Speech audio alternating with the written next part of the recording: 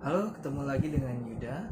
Pada video kali ini kita akan membahas mengenai morphological matrix.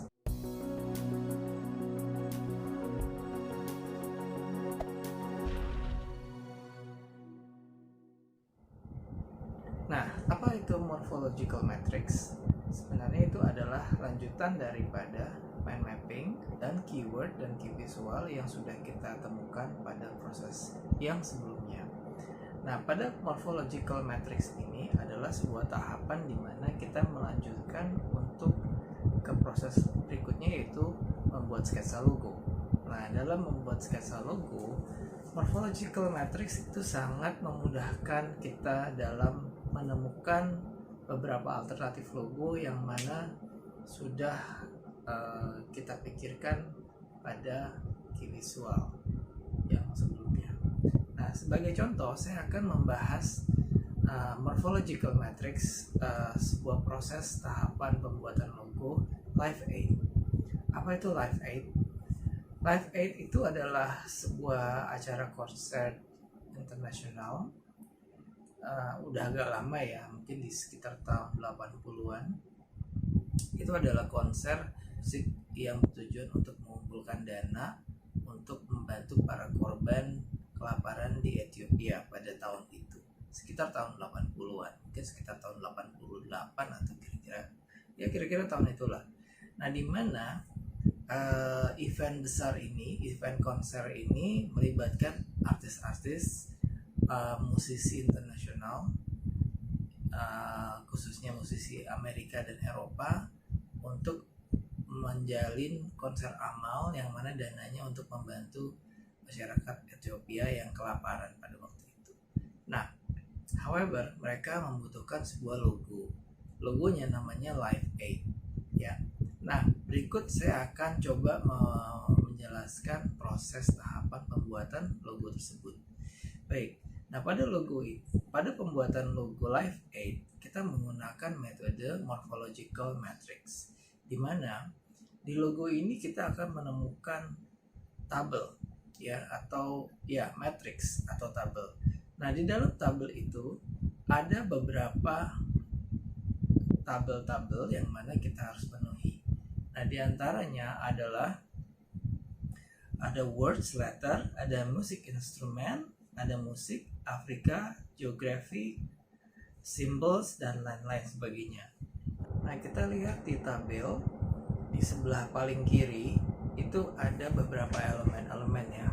Jadi ada sebuah komponen, ada sebuah non or possible solutions atau how. Nah, di sebelah tabel yang paling kiri itu ada components atau what, dan tabel yang sebelahnya itu adalah known or possible solutions atau how-nya. Nah, what itu adalah kita breakdown lagi menjadi beberapa bagian lagi ya, yaitu ada words atau letter element, ada picture element atau instrument. Nah, selanjutnya itu picture element semua tuh. Ada picture elements instrument, ada picture elements Afrika, ada picture elements Afrika globe, ada picture elements symbol, ada picture elements Afrika animals, ada Afrika patterns. Nah, pertanyaannya kenapa itu dipecah segitu detailnya? Nah, saya jelaskan ya. Pertama adalah word dan letter element. Nah, letter element ini atau words element ini adalah nama acaranya. Nah, kita kan sudah tahu acaranya namanya adalah Live 8. Nah, Live 8 ini adalah kan bentuknya adalah kata ya, kata atau letter ya. Nah, tulisan gitu, bentuknya tulisan.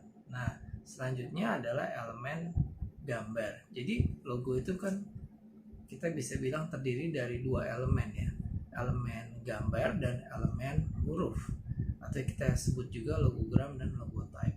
Nah, logo type-nya adalah word atau letter element, dan kemudian elemen berikutnya adalah elemen gambar atau kita sebut picture element. Nah, picture element ini dibagi lagi, di breakdown lagi sedemikian detail. Kenapa? Karena kali ini logonya adalah mengenai Afrika. Kenapa Afrika? Karena Live ini diselenggarakannya untuk korban di Afrika, walaupun konsernya bukan diadakan di Afrika ya, tapi logo ini adalah untuk membantu korban kelaparan di Afrika atau di Ethiopia. Nah, makanya fokusnya adalah ke Afrika. Nah, seperti dilihat di situ ada Afrika Musik, ada Afrika Globe, ada Afrika Symbols, ada Afrika Animals, ada African Patterns dan sebagainya. Kenapa ini di-describe segitu detailnya? Karena unsur yang menonjol pada kontekstual logo ini adalah di mana atau negara yaitu Afrika gitu. Karena hasil dari keuntungan konser ini akan disumbangkan ke Afrika gitu. Nah, jadi yang mau diangkat visualnya ini adalah Afrikanya gitu. Nah, jadi gimana kita menemukan unsur-unsur visual atau elemen visual yang bisa kita angkat menjadi logo gitu. Nah, antara lain kita bisa pecah unsur-unsur itu menjadi misalnya instrumen musik ya, karena ini adalah konser musik. Nah, terus juga ada African Globe karena ini dunia ya, dunia global semacamnya gitu. Nah, kalau dilihat di matriks ini udah bukan lagi keyword, tapi ini sudah banyak ke key visual ya. Nah, kecuali yang word element itu adalah bentuknya adalah tulisan atau tipografi. Nah, untuk yang picture element ini semuanya adalah unsur gambar atau kita sebut sebagai logogram gitu. Gram itu adalah gambar ya. Nah, di sini dijelaskan mana aja unsur visual yang digunakan. Nah, ini sebenarnya adalah sudah lebih fokus mengarah kepada elemen-elemen desain yang sudah di breakdown dan dipecahkan gitu ya ke dalam bentuk visual. Nah, dari tabel ini akhirnya bisa ditentukan elemen-elemen desainnya. Nah, di dalam tabel ini dipilih word elemennya, word atau letter elemennya adalah yang alternatif nomor 2 yang Live 8 ya. Dan picture elementsnya itu dipilih yang gambar gagang gitar gitu ya. Dan yang berikutnya dipilih picture elements yaitu Pulau Afrika gitu. Nah, kenapa 3 ini yang dipilih? Karena pemilihan ketiga unsur elemen ini adalah bagaimana kita menggabungkan ketiga unsur itu menjadi satu komposisi logo atau bentuk yang satu kesatuan atau unity gitu ya.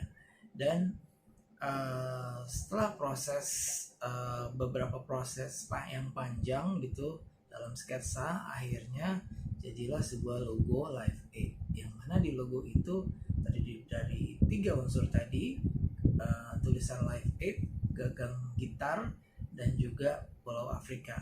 Nah, kenapa? Karena pemilihan 3 itu ketika 3 elemen itu disatukan menjadi satu desain, itu semuanya satu kesatuan gitu. Kalau kita lihat ya, misalnya di gagang gitar ditulis di komposisi tipografi Live 8 itu ada 2 huruf I ya, kita lihat ya, tegak lurus. Terus di atasnya ada gagang gitar dan nyambung ke bodi gitarnya atau Pulau Afrikanya. Jadi ibaratnya ini adalah sebuah gagang gitar ya. Maksudnya ini adalah sebuah gitar gitu yang bodi gitarnya itu adalah Pulau Afrika, kemudian ada tipografi di tengahnya dan di atasnya adalah gagang gitarnya. Jadi kan satu kesatuan tuh ya, dari ketiga elemen itu menjadi satu kesatuan. Nah, itulah yang kemudian dijadikan sebuah logo finalnya. Oke, jadi apa yang bisa kita pelajari dari morphological matrix adalah kita memetakan kembali dari key visual yang sudah kita dapatkan menjadi breakdown lebih detail lagi. Nah, dari sini kita bisa memilih elemen-elemen apa saja yang akan menjadi logonya nanti. jadi dengan panduan ini akan membuat lebih cepat dan juga lebih fokus kepada kontekstual dari visual yang sudah kita cari sebelumnya. Oke, gitu aja untuk pembahasan kita di video kali ini. Semoga kalian suka videonya. Please subscribe, like, and comment. Dan kita akan ketemu di video berikutnya. Oke, bye-bye.